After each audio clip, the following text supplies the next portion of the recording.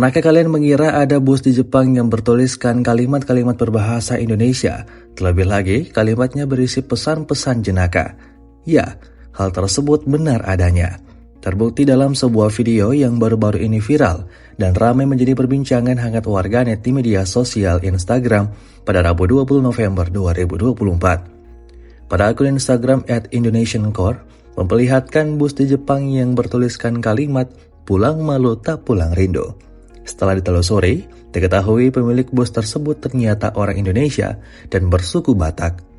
Pada narasi unggahan dituliskan pemiliknya punya moto bekerja secara profesional dan berfokus pada keselamatan dan kenyamanan pelanggan melalui perusahaan Sahat Trans miliknya.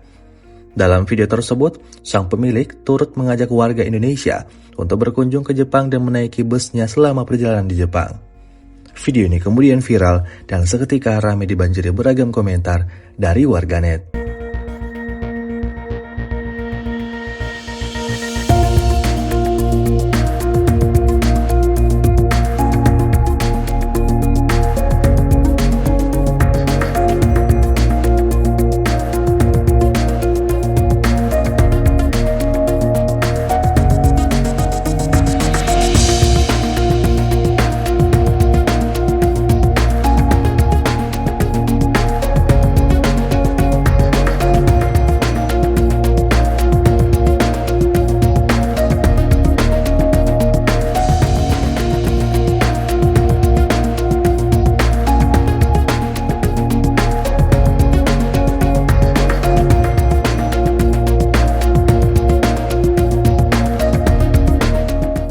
Download Tribun X sekarang, menghadirkan lokal menjadi Indonesia.